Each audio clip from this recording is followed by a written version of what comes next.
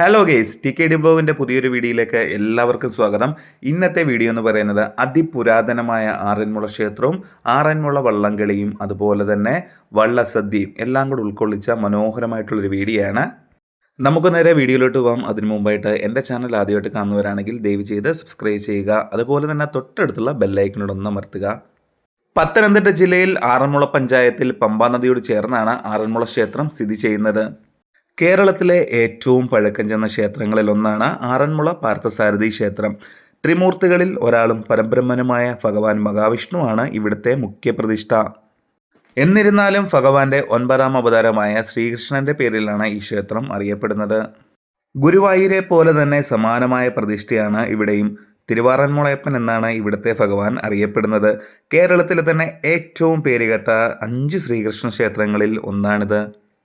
ഇവിടുത്തെ വിഗ്രഹത്തിനും ഒരുപാട് പ്രത്യേകതകളുണ്ട്. 6 അടിയിലധികം ഉയരം വരുന്ന വിഗ്രഹം തൻ്റെ ഭക്തനായ അർജുനന് വിശ്വരൂപം കാണിച്ചു കൊടുക്കുന്ന സങ്കല്പത്തിലാണ് പ്രതിഷ്ഠിക്കപ്പെട്ടിരിക്കുന്നത്. കേരളത്തിലെ ശ്രീകൃഷ്ണ ക്ഷേത്രങ്ങളിൽ ഏറ്റവും വലിയ പ്രതിഷ്ഠ ഇവിടെയാണുള്ളത്. ആഗ്രഹ സാഫല്യത്തിനെ നടത്തുന്ന വള്ളസദ്യ ഇവിടുത്തെ പ്രധാന വഴിപാടാണ്. അതുപോലെ തന്നെ ഇവിടുത്തെ പ്രധാന ആഘോഷങ്ങളിൽ ഒന്നാണ് ആറന്മുള ഉത്രട്ടാതി വള്ളംകളി. ചിങ്ങമാസത്തിലെ ഉത്രട്ടാതി നാളിലാണ് ഇവിടെ വള്ളംകളി നടത്തപ്പെടുന്നത്. വള്ളംകളി ഒരു മത്സരമാണെങ്കിൽ പോലും ഭക്തിയും സമുദായ ഐക്യവും ചേർന്ന ഒരു മഹോത്സവം തന്നെയാണ് ഇവിടുത്തെ വള്ളംകളി. ഞങ്ങൾ ആറന്മുള ക്ഷേത്രത്തിൽ പോയത് തിരുവോണം കഴിഞ്ഞുള്ള അവിട്ടനാളിലാണ്. ഇന്ന് നല്ല തിരക്കുള്ള ദിവസമായിരുന്നു. ഞങ്ങൾ ഒരുപാട് സമയം ക്യൂ നിന്നതിന് ശേഷമാണ് ഞങ്ങൾക്ക് ദർശനം കിട്ടിയത്. അങ്ങനെ പോയി ഭഗവാനെയൊക്കെ കണ്ട് തൊഴുതു. അതിനുശേഷം ഞങ്ങൾ പുറത്ത് വന്നു. ഇന്ന് ഒരുപാട് വള്ളസദ്യ നടക്കുന്ന ദിവസം കൂടിയാണെന്ന്. അതുകൊണ്ട് തന്നെ ഇന്ന് പറഞ്ഞറിയിക്കാൻ പറ്റാത്ത അത്ര തിക്കും തിരക്കുമാണുള്ളത്. മലയാളീസ് മാത്രമല്ല, കേരളത്തിൽ നിന്നും പുറത്തുള്ള തീർത്ഥാടകരും ഇന്ന് ഒരുപാട് പേരിന്ന് ഇവിടെ വന്നിട്ടുണ്ട്. അതുപോലെ തന്നെ വേറൊരു കാര്യം കൂടി ഞാൻ പറയാൻ വിട്ടുപോയി. വേറൊരു ശ്രീകൃഷ്ണസ്വാമി ക്ഷേത്രത്തിൽ കാണാത്ത ഒരു കാഴ്ച നമുക്കിവിടെ കാണാൻ സാധിക്കും.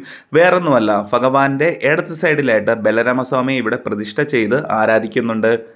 ക്ഷേത്രമുറ്റത്തിൻ്റെ സമനിരപ്പിൽ നിന്നും കുറച്ച് താഴെയായിട്ടാണ് ഈ ക്ഷേത്രം സ്ഥിതി ചെയ്യുന്നത്. അന്നേരം ഇതൊക്കെയാണ് ആറന്മുള ക്ഷേത്രത്തെ പറ്റിയുള്ള ഐതിഹ്യപരമായിട്ടുള്ള കുറച്ച് കാര്യങ്ങളൊക്കെ.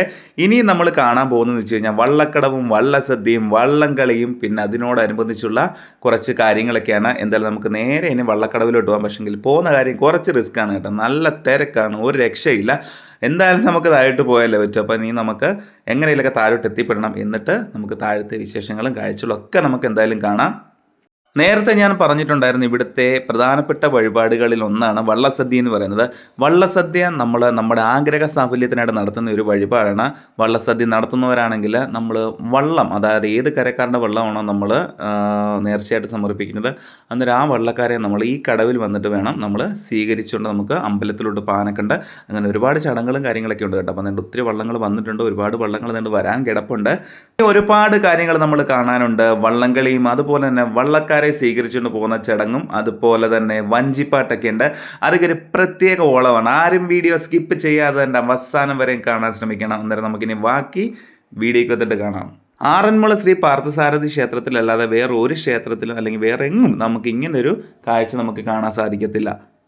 വള്ളപ്പാട്ട് മുഴങ്ങിക്കൊണ്ട് ചുണ്ടനവള്ളങ്ങൾ പമ്പാ നദിയിലൂടെ നീങ്ങുന്നത് കാണാൻ തന്നെ ഒരു ദിവ്യാനുഭവമാണ്. അതുപോലെ തന്നെ വള്ളസദ്യ കഴിക്കാൻ പറ്റുന്നതും ഒരു ഭാഗ്യം തന്നെയാണ്. വള്ളസദ്യ നടത്തുന്നവരുടെ കയ്യിൽ ഇത്ര പാസ് വീതമുണ്ട്. ആ പാസ് കിട്ടുവാണെങ്കിൽ നമുക്കും പോയി വള്ളസദ്യ കഴിക്കാം. തിരക്കില്ലാത്ത ദിവസം നമ്മൾ പോവുകയാണെങ്കിൽ നമുക്ക് പാസിൻ്റെ ആവശ്യമില്ല. ആർക്ക് വേണമെങ്കിലും പോയി കഴിഞ്ഞാൽ വള്ളസദ്യ കഴിക്കാവുന്നതാണ്. നേർച്ച ചെയ്യുന്ന ഓരോ ആൾക്കാരും അവരവരുടെ വള്ളക്കാരെ സ്വീകരിച്ചുകൊണ്ട് പോകുന്ന ചടങ്ങുകളാണ് നമ്മൾ കാണുന്നത്. കടവിലാണെങ്കിൽ പോലും ഒരുപാട് വള്ളങ്ങൾ നമുക്ക് കാണാൻ സാധിക്കും.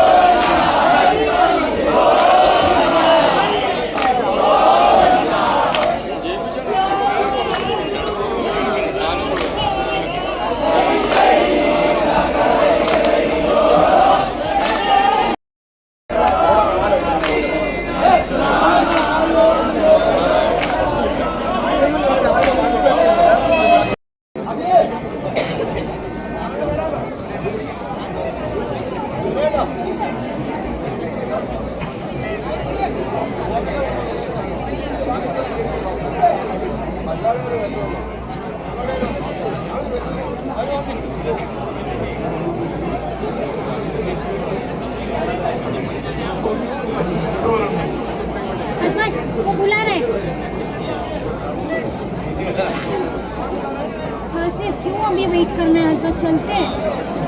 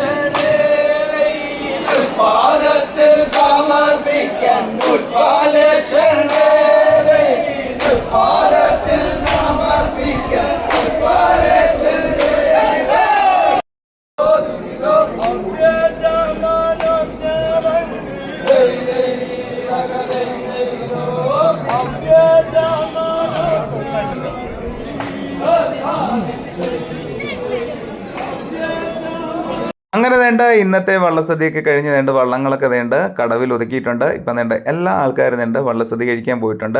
കുറേ പേരൊക്കെ വേണ്ട അവിടെ നിന്ന് ഫോട്ടോസും കാര്യങ്ങളൊക്കെ എടുക്കുന്നുണ്ട്. അന്നേരം ഞങ്ങൾ ഇനി പോയി ഫുഡൊക്കെ കഴിച്ചിട്ട് വരാം. എന്നിട്ട് നമുക്ക് ബാക്കി വീഡിയോസും കാര്യങ്ങളൊക്കെ കാണാം. അങ്ങനെ ഞങ്ങൾ ഫുഡ് കഴിക്കാൻ വേണ്ടി വന്നത്. ഞങ്ങൾക്ക് പാസ്സൊന്നും ഇല്ലായിരുന്നു കേട്ടോ. പക്ഷേ ഒരുപാട് സമയം അവിടെ നിന്നതിന് ശേഷമാണ് പിന്നെ ഞങ്ങൾക്ക് ഫുഡ് കഴിക്കാൻ കയറാൻ സാധിച്ചത്. അങ്ങനെ എല്ലാ കൂട്ടാനൊക്കെ കൂട്ടിയിട്ട് വീണ്ടും ഒരു വള്ളസദ്യ കഴിക്കാനുള്ള ഭാഗ്യം എനിക്ക് എന്തായാലും ഉണ്ടായി. അങ്ങനെ വേണ്ട ഞങ്ങൾ ഫുഡൊക്കെ കഴിച്ചു. ഫുഡൊക്കെ കഴിച്ച് കഴിഞ്ഞപ്പോഴത്തേന് ഏകദേശം 3 മണി 3:30 കേട്ടോ. അതുപോലെ നല്ല തിരക്കായിരുന്നു കേട്ടോ. ഒരു രക്ഷയില്ല. ഒരുപാട് പേരുടെ വള്ളസദ്യ നേർച്ചയും കാര്യങ്ങളൊക്കെ ഉണ്ടായിരുന്നു. അതാണ് ഇത്രയും ലേറ്റ് ആയത്. അങ്ങനെ വേണ്ട ഫുഡൊക്കെ കഴിച്ചതിന് ശേഷം തന്നെ ഞങ്ങൾ വീണ്ടും അവിടെ കുറേ നേരമൊക്കെ കറങ്ങി തിരിഞ്ഞു നിന്നു. ഇപ്പോഴും വേണ്ട ഒരുപാട് ആൾക്കാർ ഇതുകൊണ്ട് വന്നും പോയൊക്കെ നിൽപ്പുണ്ട് കേട്ടോ. അന്നേരം ഇതൊക്കെയാണ് ആറന്മുള ക്ഷേത്രത്തിലെ വിശേഷങ്ങളും കാഴ്ചകളൊക്കെ. അപ്പോൾ എല്ലാവർക്കും വീഡിയോ ഇഷ്ടപ്പെടുന്നു വിചാരിക്കുന്നു. അടുത്ത വീഡിയോയിൽ നമുക്ക് വീണ്ടും കാണാം. Bye bye.